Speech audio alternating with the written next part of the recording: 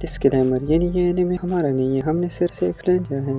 Hey guys, welcome back to another episode. इस video में हम करने वाले हैं ड्रैगन बॉल जी एपिसोड 208 का एक्सप्लेनेशन। वीडियो शुरू करने से पहले अगर आपने इससे पहले की एपिसोड नहीं देखी तो जल्दी से जाकर देख लें, लिंक मैंने डिस्क्रिप्शन में दे दिया है। तो बिना टाइम वेस्ट करे वीडियो शुरू करते हैं। तो लास्ट एपिसोड में हमने देखा गोहान विडल को ट्रिक सिखा देता है, लेकिन विडल गोहान के कैरेक्टर को अच्छे से जानने के लिए उसके साथ और भी ज्यादा टाइम स्पेंड करना चाहती है, तो इसलिए वो उसे बताती है कि जब तक वो फुल स्पीड से उड़ना सीख नहीं जाती वो गोहान के साथ यहीं पर रहकर प्रैक्टिस करेगी। जबकि गोहान एंड गोटेन को बिल्कुल भी उसके साथ टाइम स्पेंड करना अच्छा नहीं लगता, क्योंकि वो दोनों उसके होते हुए अपनी रियल ट्रेनिंग भी नहीं कर सकते। लेकिन ब्लैकमेलिंग के चलते उनके पास और कोई वे नहीं होता सिवाय विडल की बात मानने की। आगे एपिसोड के शुरू में हम देखेंगे कि विडल ने बाल छोटे करवा दिए होते हैं गोहान के कहने पर, क्योंकि उसे लगता है कि गोहान को छोटे बाल वाली लड़की ही ज्यादा पसंद है। एंड अब 3 दिनों की प्रैक्टिस से विडल फ्लैंग ट्री को अच्छे से कंट्रोल करना सीख जाती है और काफी एक्साइटेड होती है अपनी इस कामयाबी पर। लेकिन ज्यादा देर तक नहीं, क्योंकि उसका नन्हा सा ट्रेनिंग पार्टनर गोटेन कुछ ज्यादा ही तेज से उड़ना सीख गया होता है। गोहान तो विडल को अप्रिशिएट करता रहता है ताकि वो अपने आप से सेटिस्फाई हो जाए और उन्हें तंग करने के बजाय घर पर रहकर ही खुद से ही ट्रेनिंग करे। लेकिन विडल मना कर देती है और गोटेन को देखते हुए बोलती है कि जब तक वो उसके जैसे उड़ना नहीं सीख जाती वो प्रैक्टिस करती रहेगी। और वो भी यहीं पर गोहान समझाने की कोशिश करता है कि वो खुद को गोटेन के साथ कंपेयर करना बंद कर दे, क्योंकि गोटेन के शरीर में सैन खून एंड यहाँ तक बोलते ही रुक जाता है, क्योंकि गोहान को याद आ जाता है कि अगर उसने ये बता दिया कि वो हाफ सैन है तो विडल भी उन्हें मास्टर समझने लगेगी। तो गोहान हेजिटेट होते हुए टॉपिक को बदल देता है और बोलता है कि वो गोटेन को बचपन से ही स्पेशल ट्रेनिंग देता आया है, इसलिए विडल को ये सब सीखने में सालों लग सकते हैं। लेकिन विडल तो गोहान के साथ टाइम स्पेंड करने का कोई भी बहाना ढूंढ रही होती है, तो वो बोल देती है कि जो भी हो वो जब तक गोटेन के जैसे उड़ना नहीं सीख जाती वो यहाँ से नहीं जाएगी। तो अब गोहान विडल को कुछ देर वेट करने का बोल के चला जाता है गोटेन के पास और उसे बताता है कि वो विडल के सामने बिल्कुल आराम से उड़ा करे, नहीं तो विडल उनका पीछा नहीं छोड़ेगी और वो टूर्नामेंट के लिए प्रिपेयर भी नहीं हो पाएंगे।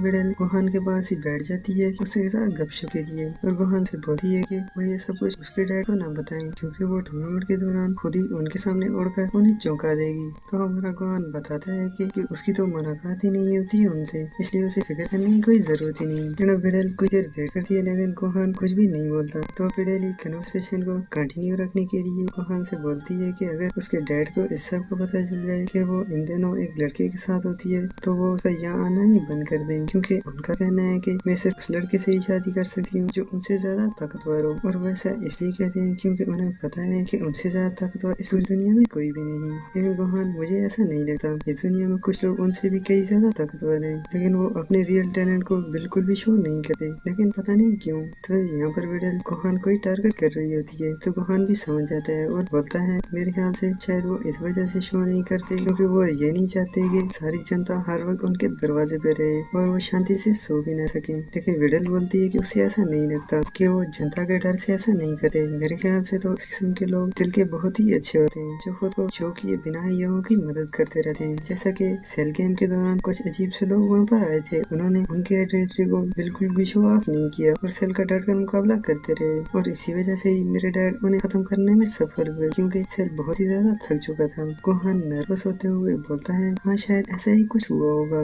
मैं तब बहुत ज्यादा छोटा था इसलिए मुझे अच्छे से याद नहीं। लेकिन गोहान विडल से थे कि उसने कभी उसके डैड से प्रैक्टिस मुकाबले किए, तो विडल बोलती है वो तो ऐसा करने का सोच भी नहीं सकती, क्योंकि उसके डैड काफी ज्यादा ताकतवर है उसके कंपैरिजन में। वो बताती है कि वो तो अब उनकी ट्रेनिंग भी छुप कर करते हैं। तो गोहान ये सब सुनकर मन में बोलता है कि शायद मिसेस सटन भी ये जानते हैं कि उनकी बेटी मुझसे ज्यादा ताकतवर है, इस वजह से वो ऐसे चैलेंज नहीं करते। तो गोहान ये जानने के लिए कि वो मिसेस सटन टूर्नामेंट में हरा सकता है या नहीं, तो वो विडल से पूछता है कि अगर कोई उसके डैड को गलती से टूर्नामेंट में हरा दे तो उसे बुरा तो नहीं लगेगा। तो विडल झट से बोलती है कि वो तो यही चाहती है कि कोई उन्हें टूर्नामेंट में हराए, क्योंकि उनकी कामयाबी उनके सर पर चढ़ गई है। वो थोड़ा सा अग्रेसिव होते हुए बोलती है कि भले ही माम को गुजरे हुए कई साल हो चुके हैं, पर उसका ये मतलब नहीं कि वो दूसरी बेकार औरतों के साथ घूमे। अगर उन्हें कोई हरा देगा तो वो सभी औरतें भाग जाएंगी। ये सब सुन के गोहान काफी ज्यादा खुश होता है कि अब वो बिना डरे मिस्टर सेटन को हराकर टूर्नामेंट विन कर सकते हैं और चैंपियनशिप का रिवॉर्ड ले सकते हैं। लेकिन विडल गोहान को देखकर कुछ उसका अपोजिट ही सोच रही होती है और उसे लगता है कि गोहान इस वजह से खुश हो रहा है कि वो अपने सारे राज उसे बता रही है। उसे ये भी लगता है कि गोहान जानता होगा कि लड़कियां उस वक्त ही किसी को अपने सारे सीक्रेट बताती हैं जब वो उसे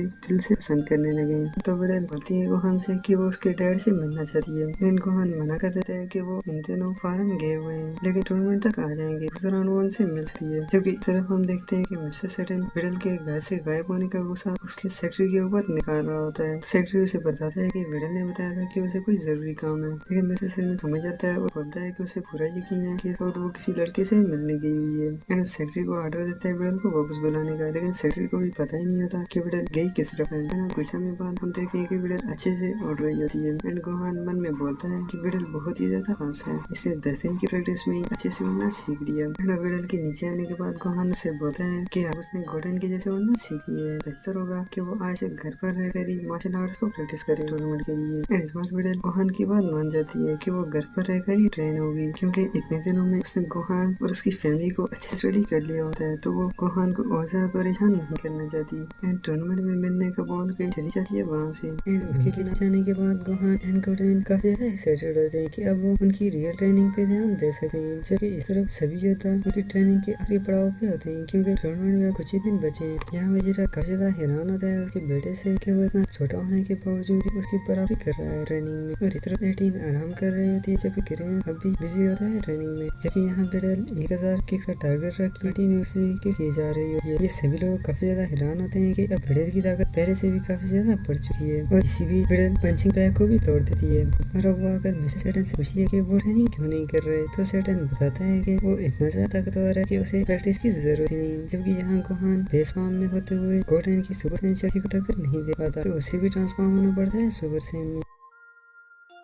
जबकि यहाँ दूसरी दुनिया में बाबा बताती है कि अब वो गो को जिंदा लोगों की दुनिया में ले जाने के लिए रेडी है। तो किंका उसे बताता है कि उसे कुछ टाइम और वेट करना होगा, क्योंकि गो को उसकी फिजिकल ट्रेनिंग कंप्लीट करने के बाद 10 दिन से सिर्फ दिमाग को ही ट्रेन कर रहा है। एंड कुछ समय बीतने के बाद आज वो दिन आ गया होता है जिसका सभी को बेसब्री से इंतजार था, क्योंकि जी फाइटर इस प्लेन में बैठ के इस टापू की तरफ जा रहे होते हैं जिसपे वर्ल्ड टूर्नामेंट कंडक्ट होगा। तभी चीज यमचा से थी कि क्या वो भी टूर्नामेंट में हिस्सा लेगा, तो यमचा मना कर देता है कि उसने लड़ना छोड़ दिया है। तो यहाँ पर ये नहीं बताया जाता कि यमचा किस वजह से लड़ना छोड़ देता है। अगर कि छोड़ने की ये वजह है कि वो बहुत ज्यादा वीक हो गया है, तो इसका मतलब कि किरण को भी लड़ना छोड़ देना चाहिए, क्योंकि किरण भी उतना ही कमजोर है, लेकिन फिर भी वो टूर्नामेंट में हिस्सा ले रहा है। तो आते ही वीडियो की तरफ हम सभी को बताता है कि टूर्नामेंट के दौरान कोई भी सुपर सैन में नहीं बदलेगा। तो वेजिटा बोलता है कि वो क्यों ना बने। गोहान इसका जवाब नहीं देता, तो बुल्मा बताती है कि उसे इतनी सी बात भी समझ में नहीं आ रही कि अगर वो सुपर सैन में बदल गए तो लोग उन्हें सेल गेम प्रकाश से पहचान लेंगे, और उसके बाद क्या होगा तुम जानते ही हो। मैं ठीक से रिसर्च भी नहीं कर पाऊंगी और वहाँ स्कूल तक नहीं जा पाएगा, क्योंकि 24 घंटे मीडिया वाले पीछे पड़े रहेंगे। तो वेजिटा बोलता है मुझे तो इसमें कोई प्रॉब्लम नजर नहीं आ रही, क्योंकि अगर लोगों ने ऐसा किया तो उन्हें मार के भगा देंगे।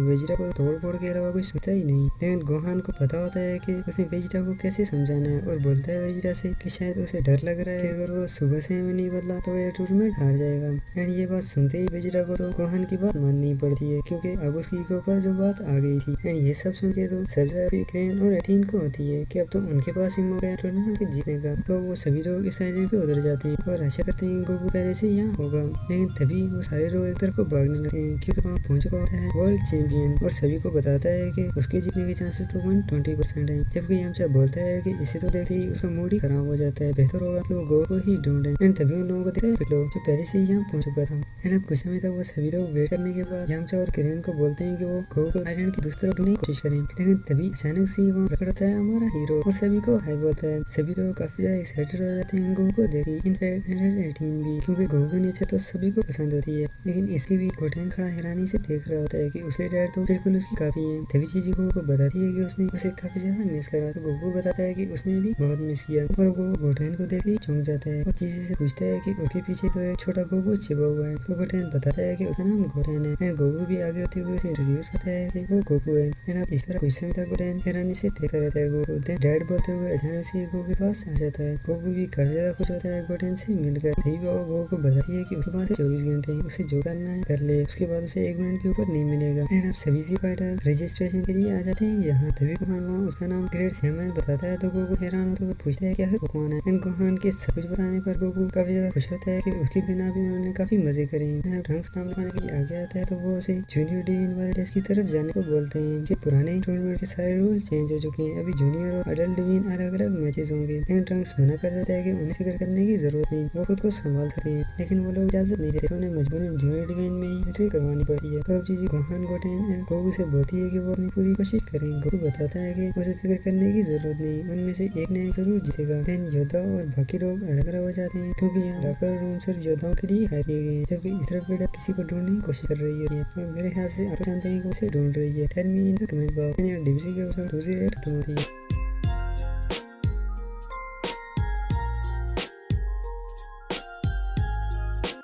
कैसी लगी कमेंट्स में जरूर बताना। लाइक शेयर और चैनल को सब्सक्राइब करना भी मत भूलिएगा क्योंकि इससे जब भी मैं न्यू वीडियो डालूंगा आपको नोटिफिकेशन मिल जाएगा। मिलते हैं नेक्स्ट वीडियो।